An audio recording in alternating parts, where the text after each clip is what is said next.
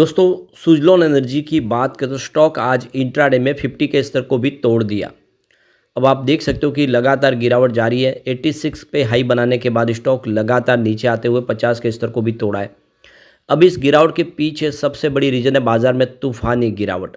ये गिरावट क्यों हो रही है? आखिर बाज़ार रुक क्यों नहीं रहा है? कहीं पे ठहर क्यों नहीं पा रहा है? कोई इसको सपोर्ट क्यों नहीं मिल पा रहा है? तो सबसे बड़ा रीज़न तो एफआई है। एफआई बिकवाली कर रहे हैं, लेकिन एफआई ने बिकवाली पहले भी की थी। अगर आपको पता होगा तो 2-3 महीनों पहले उनकी जो बिकवाली थी वो बहुत ज़बरदस्त थी, कोरोना से भी ज़्यादा। तब रिटेल सपोर्ट मिल रहा था। अब रिटेल निवेशक भी घबरा गए और रिटेल निवेशकों की बिकवाली साथ में मिल गई है एफआई के, और इसी वजह से बाज़ार बहुत मुसीबत में आ गया है। डीआई का साथ बाज़ार को मिल रहा है, लेकिन उसका वो पूरा नहीं हो पा रहा है क्योंकि रिटेल इन्वेस्टर पैनिक कर गए। ऐसे में क्या है संभावना और ये गिरावट की वजह क्या है, उस सबको समझेंगे इस वीडियो के माध्यम से, और क्या सुज़लोन आने वाले समय फिर बेहतर करेगा। लेकिन फ्रेंड्स, उससे पहले अगर आप पहली बार हमारे चैनल पे आए तो चैनल को सब्सक्राइब कर दीजिए, एक बेल आइकॉन दबा दीजिए ताकि जब भी नया वीडियो बने पहला नोटिफिकेशन आपको मिले। वीडियो पसंद आए तो लाइक से ज़रूर कीजिए। चलो फ्रेंड्स, वीडियो स्टार्ट करते हैं। मैं हूँ आपका दोस्त एसबी दवे और हमारे अपने चैनल ऑनलाइन कमाई में आपका बहुत बहुत स्वागत है। तो सबसे पहले निफ्टी एनर्जी की बात कर लें। आज 32,417 के स्तर पे गिरावट थी, यानी 846 पॉइंट की भारी भरकम गिरावट देखने को मिली निफ्टी एनर्जी में। 2.54% गिरा निफ्टी एनर्जी।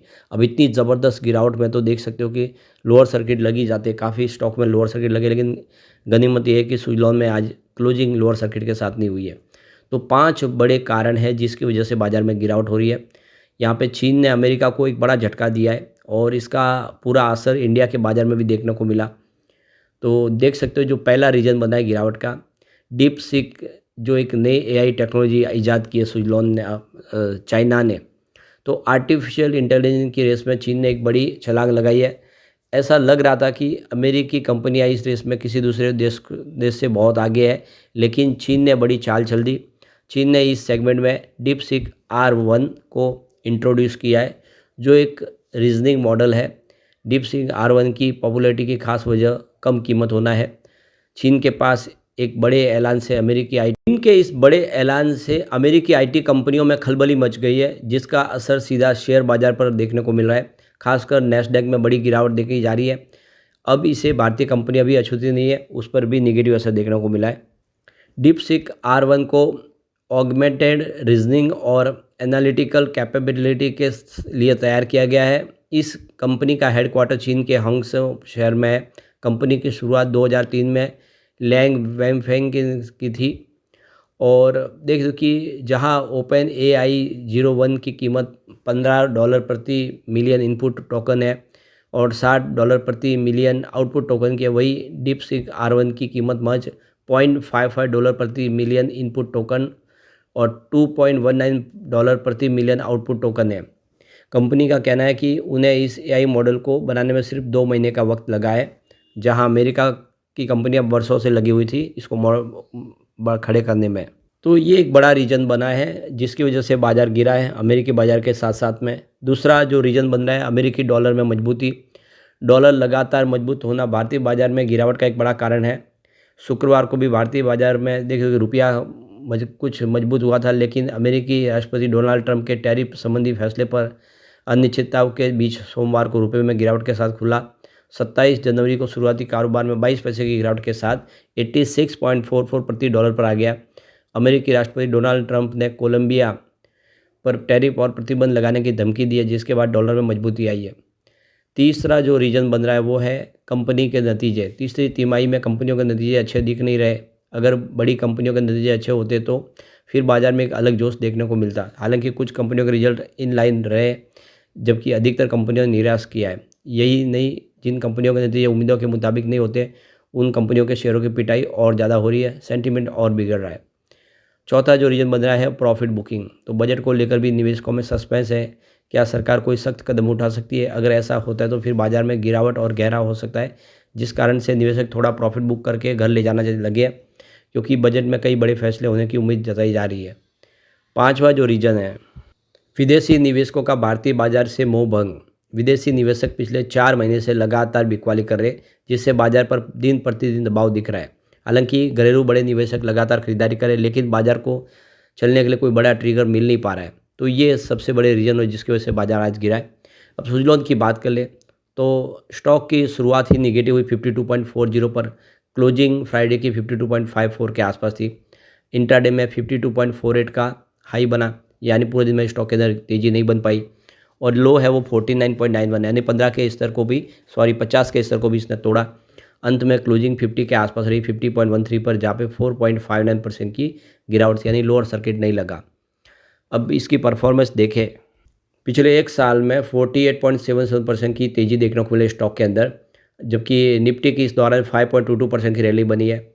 और ये देख सकते हो कि निफ्टी एनर्जी के अंदर देखें तो 12.01% की गिरावट देखने को मिली है।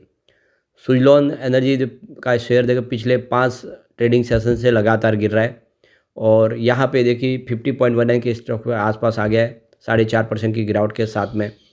तो देख सकते हो कि ये काफ़ी ज़्यादा कमज़ोर साबित हुआ है निफ्टी के मुकाबले। निफ्टी में 1% के आसपास की गिरावट देखने को मिली है, और सेंसेक्स देखें तो 75,485 के स्तर पे आए, 0.93% की गिरावट थी। जबकि सुजलॉन एनर्जी का जो स्टॉक देखें तो पिछले एक महीने के अंदर 18.28% गिर चुका है। निफ्टी एनर्जी आप देख सकते हो कि जितना नहीं गिरा उससे ज़्यादा सुजलॉन गिरा है। सुजलॉन में काफ़ी ज़्यादा दबाव देखने को मिल रहा है, पिछले कई दिनों से गिरावट हो रही है, और 50 का जो एक मजबूत सपोर्ट था वो भी टूट गया है। अब सुजलॉन एनर्जी का जो स्टॉक है अपने पिक लेवल से 42% करेक्ट हो चुका है, गिर चुका है। लेकिन यहाँ पे देख सकते हो कि रिटेल इन्वेस्टर ने काफ़ी निवेश ज़्यादा बढ़ाया अपना। तो ये जून 2024 के बाद पहली बार है कि स्टॉक 50 रुपये से नीचे गया है। काफ़ी समय तक स्टॉक ने बेहतर किया था, लेकिन अभी स्टॉक लगातार कमज़ोर बना हुआ है। तो 86 के हाई लेवल से 42% करेक्ट हो चुका है, जो सितंबर में लास्ट ईयर देखने को मिला था। इसका ऑल टाइम हाई रेंज यानी 52 वीक का जो लो हाई रेंज। अभी पिछले साप्ताहिक का देख सकते हो कंपनी ने बड़ा ऐलान किया था 486 मेगावाट का पार्टनरशिप प्रोजेक्ट के साथ टायरन पावर के लिए एक विंड टर्बाइन का प्रोजेक्ट इंस्टॉल करने की अनाउंसमेंट की थी। उसका भी फ़ायदा देखने को नहीं मिला, क्योंकि बाज़ार में गिरावट का दौर जारी था, और इस वजह से काफ़ी अच्छी खबर थी, क्योंकि टोरेंट पावर और सुजलॉन मिलकर 1 गीगावाट का पोर्टफोलियो बना चुके हैं। तो यहाँ पे रिटेल इन्वेस्टर ने काफ़ी बड़ा निवेश किया दिसंबर क्वार्टर के दरमियान देखे तो वो शेयर होल्डर जिनका निवेश अप टू 2 लाख रुपीज़ है, वो करीब 54.1 लाख इस समय उनका जो है शेयर उनके पास है, और इसमें 5 लाख की वृद्धि हुई है, क्योंकि सितंबर क्वार्टर में ये 49.38 लाख शेयर होल्डर थे। तो आप देख सकते हो कि संख्या बढ़ के वो 54 लाख तक पहुँच गई है।